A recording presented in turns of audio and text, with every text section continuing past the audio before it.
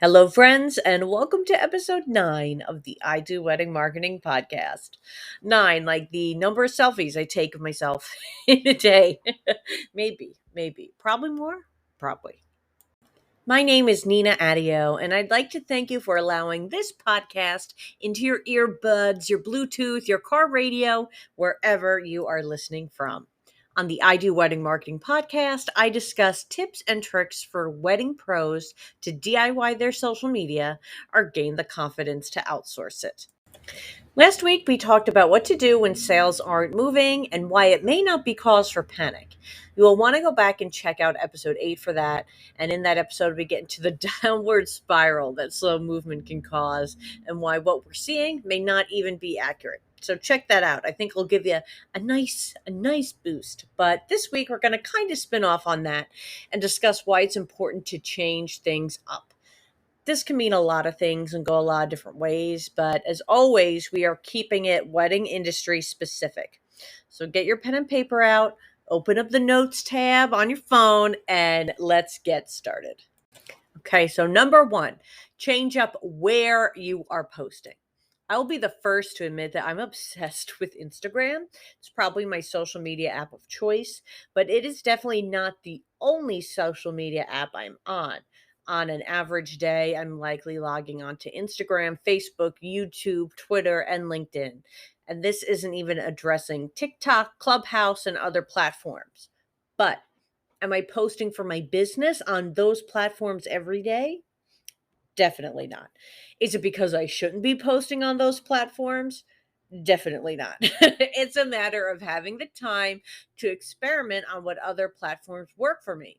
Since I know Facebook and Instagram have worked for my clients, I stay there. But if I notice I could use a boost in my organic reach, or if I have time to experiment, I know time, what's that? Then I'll start repurposing content to those other platforms. I'll just shoot out some examples of other platforms and what you could be doing. So, TikTok, turn your portfolio into video galleries with trending songs. Watch some TikTok trends and apply it to your business. Or just have fun on the platform with yourself or your team and show who you are.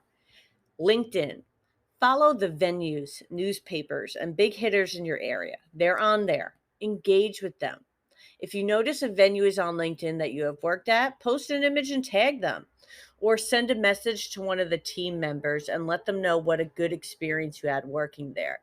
LinkedIn may not be a traditional place to go from professional to engaged couple, but it still can help your business grow. And don't forget that corporate events are a big market as well. Keep all this in mind as you connect and post on LinkedIn. I also want to add that with LinkedIn, when you engage on Instagram or Facebook, you may just be reaching one person who's responsible for that account. But on LinkedIn, you're able to reach people by title if they're on there. You could reach an owner, a sales manager, a banquet member.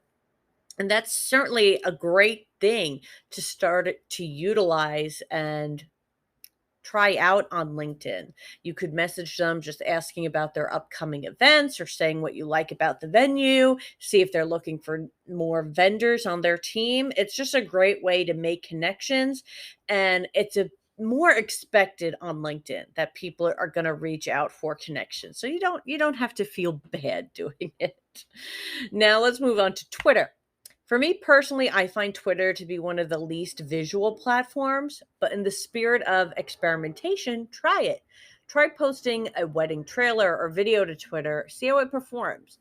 Then I try posting text, like Twitter's known for, tips, tricks, locations you like, etc. Think of having out a written soundbite showcasing your expertise. Okay, that's basically what Twitter is. You want to condense your most valuable point into that one tweet. Now, Facebook. If you don't already post on Facebook, give it a shot. Facebook has great functionality for being able to invite people to your page and allows your page followers to do the same. I started a Facebook page for a friend's mother-in-law, and by doing this alone, the invite feature on Facebook, we had over 100 followers on her page day one. And while that may be friends and family to start, by each of us doing it, it then expanded into friends of friends and friends of friends of friends and so forth. So don't knock having friends and family start you off strong. They can be your key for great engagement as you get things rolling. I was slow to do this for my own page, and let me tell you, my friend's mother in law now has surpassed my Facebook followers by double. So don't be shy in sharing. Sometimes the best support we get is from friends and family. Also on Facebook, I love the Facebook events feature. Will you be attending a showcase, doing a holiday mini session, or attending a holiday event or public function? Consider making a Facebook event for it. I find that Facebook events get great organic traction. It also allows your followers to invite other people to the event, once again, helping with that traction. And when I say that you can invite people, what I mean in both of these instances, whether it's inviting someone to like your page or inviting someone to an event, is that when you like someone's page or if you have your own page, there is an option to invite friends, and you can invite your entire friends list to like your page or to attend or RSVP to your event. It's a great feature that you really should be utilizing. If you want to hear more suggestions for more social media platform examples, we could do like YouTube, let me know. But for now, I'm going to move on to the next point. Number two, okay, we changed up where we're posting. So let's try changing up how we post. Let's start off with using Instagram as the example because it's my favorite. The Instagram feed allows you to post a still image, a carousel of images, a video post, and a video reel. So, are there any of these that you have not consistently explored? Video, for example, is a great way to experiment because it gets more people on your post for longer. Instagram likes that. They want people to be on Instagram all day. So if they see that you're getting people staying on Instagram, it's a good thing. So, for example, if a videographer shares a wedding a client of mine participated in, I will screenshot a 10-second clip of it, post it on the client's feed, and credit the videographer. The moving image or video keeps people on the page longer, and it's more engaging than a still post. And it can be that easy to incorporate it. You can also use stock videos from sites like Canva and place your text over it. So, this is a way to have your usual text image while adding the movement and duration of a video. Outside of the Instagram feed are Instagram stories, the top bar of the platform that you see there. Have you been utilizing this feature? Instagram stories allow you to post stills as well as live video of yourself engaging with your followers. It allows you to post polls, questions, stickers, and more. If you have not experimented with stories yet, try it. View your insights to see what works best as you change it up from stills to videos to polls. Really, the message with stories is you want people to engage with it. So if you're doing a poll, you want people to vote. If you're just doing a video, you want people to message you.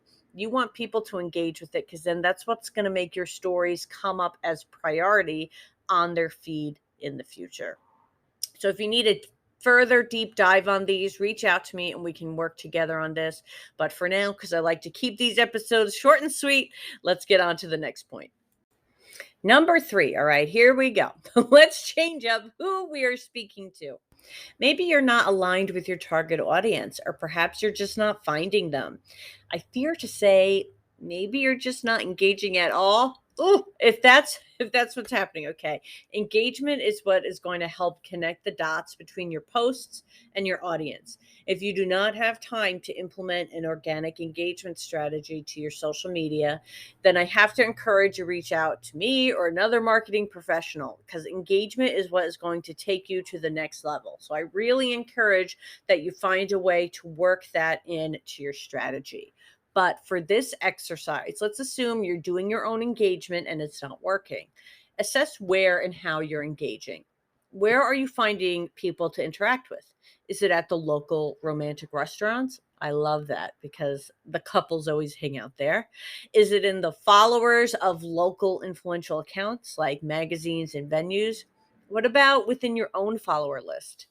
So, as you find these people to engage with. In addition to liking or commenting on posts, you can change things up by engaging with people's stories.